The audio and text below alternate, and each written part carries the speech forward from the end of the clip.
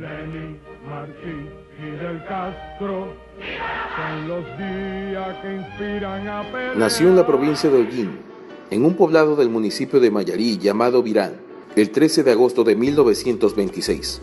Fidel Alejandro Castro Ruz nació fruto de la unión de un emigrante español, Ángel Castro Argüiz, y Lina Ruz González. Debido a su destacada inteligencia, a la edad de 6 años dejó su casa en Virán junto a su hermana y fue enviado a Santiago de Cuba. A los 12 años, mientras estudiaba en el Colegio Dolores, escribió una carta a Franklin Delano Roosevelt, presidente de los Estados Unidos. Ingresó a la Universidad de La Habana el 4 de septiembre de 1945.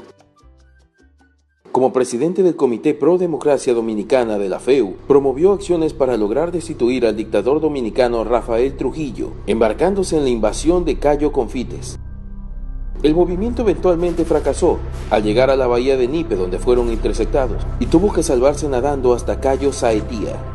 En 1948 fue enviado a Colombia como delegado de la FEU a la 9ª Conferencia Interamericana. Esperaba encontrarse con el candidato a presidente Jorge Eliezer Gaitán, pero este fue asesinado esa tarde. Fidel fue testigo del Bogotazo, que sería el inicio de una de las etapas más violentas para el país. A su regreso a Cuba, se casó con Mirta Díaz Valar, estudiante de filosofía e hija de una acomodada familia habanera. En 1950 se graduó en leyes y para 1952 se postulaba como candidato independiente a la Cámara de Representantes del Congreso cubano. Pero para su desazón, el golpe de Estado del general Fulgencio Batista anuló las elecciones y tomó el poder. Desde entonces Fidel, usando sus contactos dentro de la juventud del Partido Ortodoxo, sentaría las bases para un movimiento rebelde, el mismo que asaltaría más tarde el cuartel Moncada. Descubrió como única salida a la lucha revolucionaria, inspirado ya por las ideas de Marx, Lenin y Martí. Tras financiarse mediante ayudas particulares, regresó a Cuba con otros 82 miembros del denominado Movimiento 26 de Julio, arribando el 12 de diciembre de 1956 a bordo del yate Granma. Tras una emboscada a su llegada, pocos sobrevivientes, entre ellos Ernesto Che Guevara, Raúl Castro, Juan Almeida y Camilo Cienfuegos, se retiraron a la Sierra Maestra, desde donde empezaron una guerra de guerrillas contra el gobierno de Batista.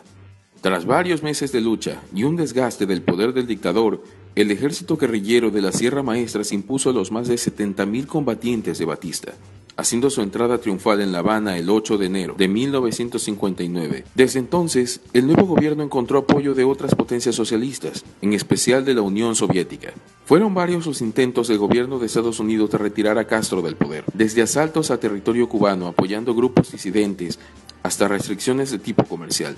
El punto más alto de la tensión de la Guerra Fría entre la Unión Soviética y Estados Unidos fue la crisis diplomática del 14 al 28 de octubre de 1962, en que la Unión Soviética emplazó en Cuba una instalación de misiles nucleares, un movimiento estratégico ante la amenaza de misiles norteamericanos en Turquía.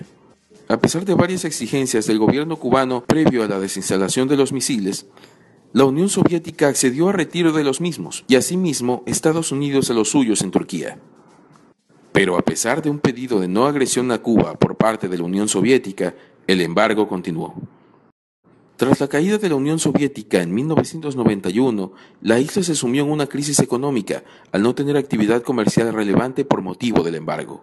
Para inicios del siglo XXI, con la aparición de gobiernos socialistas en la región, forjó una gran amistad con varios líderes latinoamericanos, como el presidente de la República Bolivariana de Venezuela, Hugo Chávez, con quien firmó numerosos convenios de cooperación bilateral. El más destacado de estos fue el conocido como ALBA, o Alternativa Bolivariana para América. Pese a su avanzada edad, el presidente Castro siguió personalmente al frente del gobierno hasta el 31 de julio de 2006, en que delegó provisionalmente a su hermano, Raúl Castro, mientras se recuperaba de una intervención quirúrgica intestinal. El 17 de diciembre de 2014, Estados Unidos y Cuba, tras un diálogo entre los presidentes Barack Obama y Raúl Castro, anunciaron el inicio de conversaciones para el restablecimiento de relaciones diplomáticas interrumpidas durante más de medio siglo.